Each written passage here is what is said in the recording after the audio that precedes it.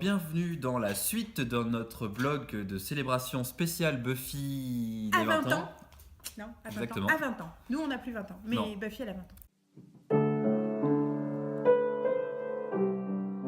Et l'idée, c'est qu'on va vous parler d'une chose, chacun notre tour, Dans un temps limité. dans un temps limité, toujours 2 minutes, sur un élément d'une saison.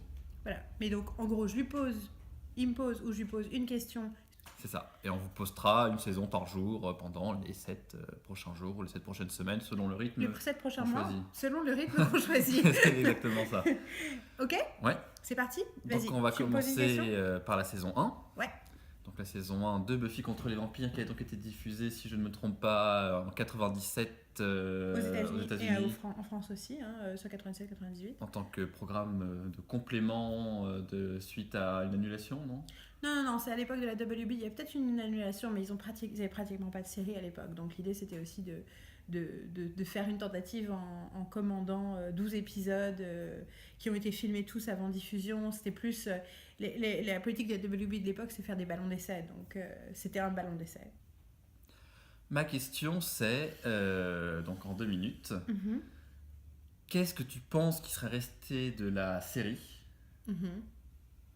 s'il n'y avait eu que cette saison-là? Oh, ok. Top. La série, quand on connaît bien la série et qu'on l'a étudiée toute sa vie comme moi, on peut voir dans la saison 1 énormément d'éléments qui sont des éléments importants et qui font partie de l'ADN de la série. Mais on ne peut pas dire qu'ils ont été exploités, qu'ils sont devenus quelque chose à la grandeur de ce que la série allait devenir. Et je pense que d'ailleurs pour Whedon lui-même c'était le cas. Je pense qu'il y a vraiment quelque chose où la première saison c'est l'exploration d'une blague, du retournement du code de la blonde qui va dans l'allée et jusqu'à où il peut pousser cette blague-là. Quelque part, c'est une démonstration, c'est un exercice de style, c'est un truc fun.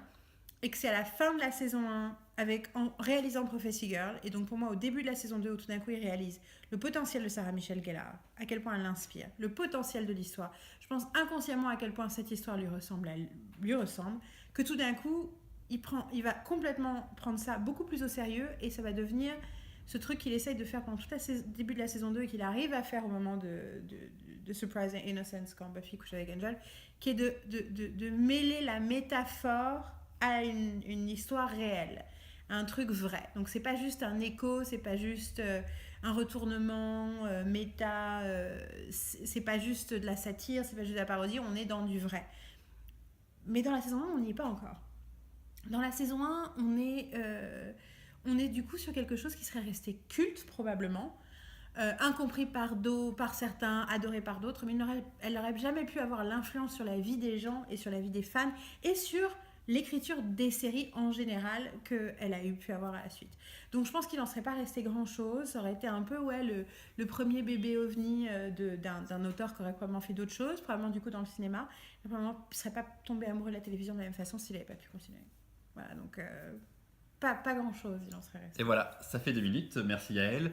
Et donc si vous avez des commentaires là-dessus, qu'est-ce qui serait resté de Buffy contre les vampires s'il n'y avait eu qu'une seule saison, que c'est 12 épisodes et un pilote qu'on peut trouver sur internet? Voilà, qu'est-ce que vous pensez qui serait advenu de la série? Est-ce que vous l'auriez aimé? Est-ce que vous l'auriez regardé?